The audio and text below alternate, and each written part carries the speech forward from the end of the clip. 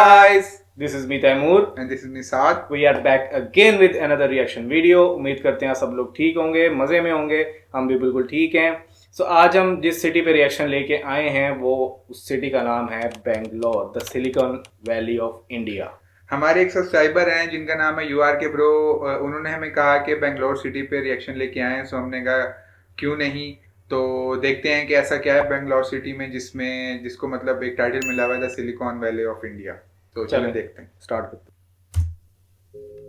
Hello दोस्तों, कैसे हैं आप? उम्मीद है सब अच्छे से होंगे। आज हम जिस शहर को एक्सप्लोर करने जा रहे हैं उसे भारत की सबसे बिजिएस्ट सिटीज में से एक माना जाता है। आबादी के लिहाज से यह शहर भारत का तीसरा सबसे बड़ा शहर है। यह शहर हर तरह से अलग और खास है। यहाँ हर साल एक बड़े कार्टून एग्जीबिशन का भी आयोजन किया जाता है। इसके साथ ही इंडिया में सबसे पहले स्ट्रीट लाइट भी इसी शहर में लगी थी। इस शहर को भारत का IT हब माना जाता है और हर साल सबसे ज्यादा स्टार्टअप की शुरुआत भी इसी शहर से होती है। तो वहीं इस शहर को पब कैपिटल ऑफ इंडिया भी कहा जाता है, यानी इस पूरे शहर में पब्स एंड नाइट क्लब्स हैं, जहां लोग पूरी रात पार्टी कर सकते हैं। वहीं एक समय इस शहर में 200 नदियां हुआ करती थी, लेकिन विकास के चलते आज इस शहर में नदियों की संख्या 9 के बराबर है। दोस्तों, आज हम एक्सप्लोर करने वाले हैं भारत के IT हब कहे जाने वाले बेंगलोर शहर को। वीडियो शुरू करने से पहले अगर अभी तक आपने हमारे चैनल को सब्सक्राइब नहीं किया तो मेरी आपसे रिक्वेस्ट है कि इसे सब्सक्राइब करें और आप इस वीडियो को कहां से देख रहे हैं नीचे कमेंट में जरूर बताएं। तो शुरू करते हैं आज के इस मजेदार एपिसोड को मेरे यानी आपके दोस्त राकेश प्रजापति के साथ।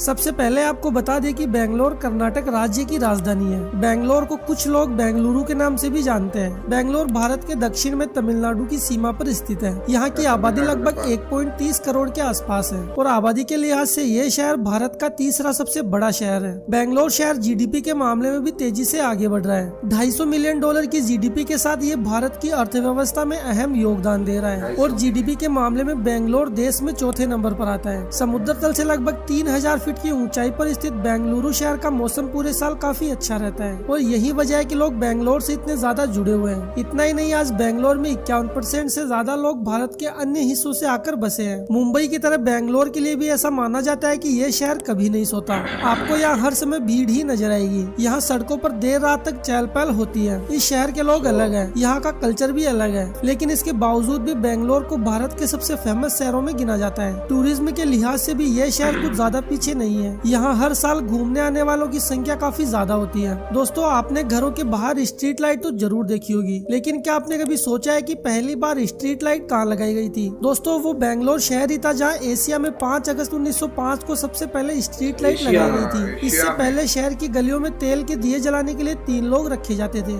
ये काम काफी मुश्किल था, जिसके बाद बिजली की जरूरत को पूरा करने के लिए शहर में पावर प्लांट लगाने का काम शुरू किया गया। बेंगलोर के बारे में एक और मजेदार बात यह है कि कुछ दशक पहले ये 200 से ज्यादा झीलों का घर हुआ करता था, यानी कि यहाँ 200 से ज्यादा नदियां बहती थी। नदियों की वजह से ये शहर और भी सुंदर नजर आता था, लेकिन विकास होने के बाद इन नदियों को खत्म कर दिया गया। नदियों को खत्म करने के बाद कुछ जगहों पर मॉल्स बना दिए गए तो कुछ जगह पर गार्डन्स बना दिए गए। आपको यहाँ हर जगह गगनचुंबती इमारतें देखने को मिलेगी। मंत्री पिनेकल इस शहर की सबसे ऊंची बिल्डिंग है, जिसकी ऊंचाई 153 मीटर है। इसके अलावा 50 मीटर से ज्यादा ऊंचाई वाली 100 से ज्यादा इमारतें इस शहर में मौजूद है और न जाने कितनी ही इमारतों का काम जारी है। कुछ सालों में बेंगलोर शहर और भी ज्यादा विकसित लगने लगेगा। दोस्तों, बेंगलोर को अगर पढ़े लिखे लोगों का शहर कहा जाए तो ये गलत नहीं होगा। इस शहर की लिटरेसी रेट देश के अन्य शहरों से काफी बेहतर है। बेंगलुरु में 87.67% लोग पढ़े लिखे हैं। एक रिपोर्ट के अनुसार साल 2050 तक बेंगलोर दुनिया के टॉप 100 शहरों की लिस्ट में शामिल हो जाएगा। फिलहाल इस सूची में बेंगलोर को 21वां स्थान प्राप्त है। आज बेंगलोर में 70 से ज्यादा इंजीनियरिंग कॉलेज है, जहाँ से हर साल हजारों बच्चे अपनी पढ़ाई पूरी करके निकल रहे हैं। यहाँ से बहुत सारे इंजीनियर विदेशों में भी नौकरी के लिए जा रहे हैं। बेंगलोर को IT सेक्टर का हब माना जाता है। जितनी IT कंपनीज इस शहर में है उतनी कहीं और नहीं है। तभी तो हर साल हजारों युवा बेंगलोर नौकरी करने आते हैं और यहीं बस जाते हैं। अपनी सॉफ्टवेयर कंपनीज के लिए यह शहर केवल भारत में ही नहीं बल्कि पूरे विश्व में प्रसिद्ध है। पूरे एशिया में बेंगलोर टेक और IT के फील्ड में सबसे आगे है। बेंगलुरु में 1000 से भी अधिक IT कंपनी मौजूद है, जिनमें से कुछ तो विश्व की सबसे बड़ी कंपनियां हैं, जैसे कि माइक्रोसॉफ्ट, एप्पल, गूगल, EMC,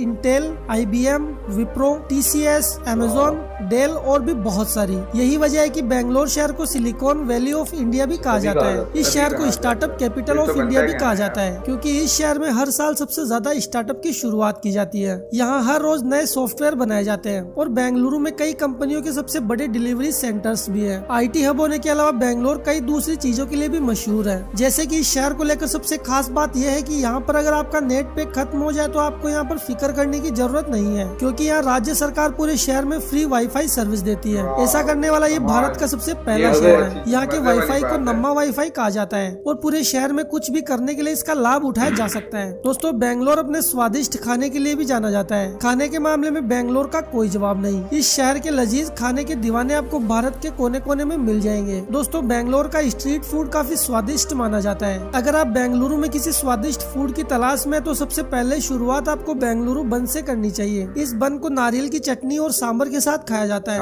अगर आपको खाने पीने का कुछ ज्यादा ही शौक है तो आपको बेंगलोर शहर बहुत ही पसंद आएगा। आपको बेंगलोर की स्ट्रीट फूड को जरूर आजमाना चाहिए। दोस्तों, अगर पार्टी और म्यूजिक की बात करें तो बेंगलोर शहर का म्यूजिकल कल्चर हर जगह पॉपुलर है। इस शहर में हर वीकेंड पर कोई न कोई इवेंट आयोजित होता रहता है, जहाँ यहाँ के लोकल बैंड्स परफॉर्म करते नजर आते हैं। लोकल बैंड्स के अलावा बेंगलोर में हर साल कई इंटरनेशनल बैंड भी परफॉर्म करने आते हैं। तभी तो म्यूजिक से प्यार करने वाले लोग इस शहर को रॉक कैपिटल ऑफ इंडिया भी कह के बुलाते हैं। इसके अलावा अगर बात क्रिकेट की करें तो भारत के सबसे पॉपुलर क्रिकेट स्टेडियम्स में से एक M Chinnaswamy cricket stadium Bengaluru में ही स्थित है। यह स्टेडियम भारत का ही नहीं बल्कि पूरी दुनिया के सबसे चर्चित स्टेडियम्स में से एक गिना जाता है और यही वजह है कि फैंस यहाँ कोई भी मैच मिस करना पसंद नहीं करते।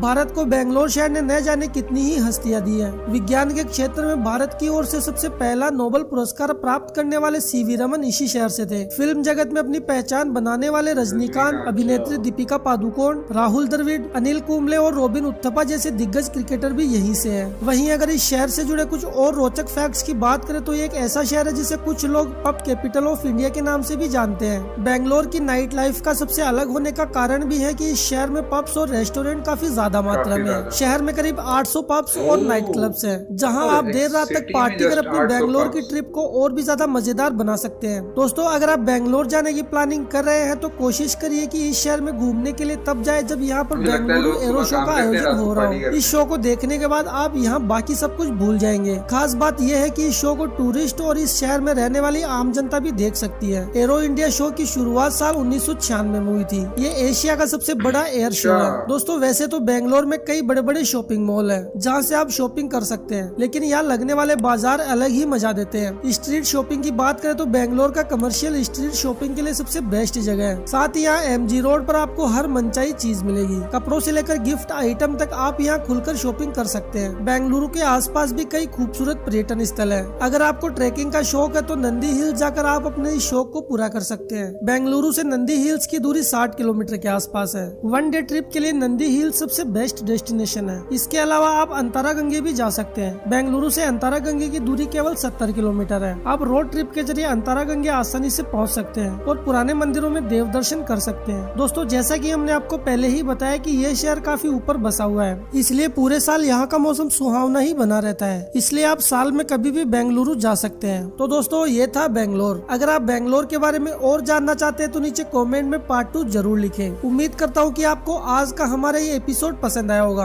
अगर आप अभी तक ये वीडियो देख रहे हैं तो चैनल को सब्सक्राइब जरूर कीजिएगा। आपसे फिर मुलाकात होगी एक और नए वीडियो के साथ। जय हिंद, जय भारत। भाई साहब, 800 पब्स इन अ सिटी, मेरे लिए तो काफी शॉकिंग बात है कि मतलब मुझे काफी ज्यादा शौक लगा ये चीज सुन के कि 800 पब्स एक सिटी के अंदर।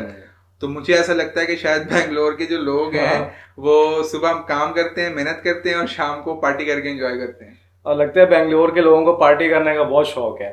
अच्छा, दूसरा मुझे लग रहा था कि गुड़गांव जो है वो इंडिया का IT हब है, लेकिन ये तो उससे भी ऊपर है। हाँ जी, उससे ज्यादा नेक्स्ट लेवल लग रहा है IT इंडस्ट्रीज के। और दूसरा, यहाँ इनका जो लिटरेसी रेट दिखाया है ना बेंगलोर का 87%, बहुत अच्छी बात है। अच्छी बात है। और बहुत अच्छा लिटरेसी रेट है, मतलब कि सारे वहाँ पे पढ़े लिखे लोग, मोस्टली पढ़े लिखे हैं और लग भी रही है कि मॉडर्न सिटी है। इसलिए तो वो मेरे ख्याल से IT का हब है बेंगलोर। तभी सिलिकॉन वैली ऑफ इंडिया कहा जाता है। सिलिकॉन वैली ऑफ इंडिया इसको कहा जाता है क्योंकि वहाँ पे ज्यादातर लोग पढ़े लिखे हैं, एजुकेटेड हैं।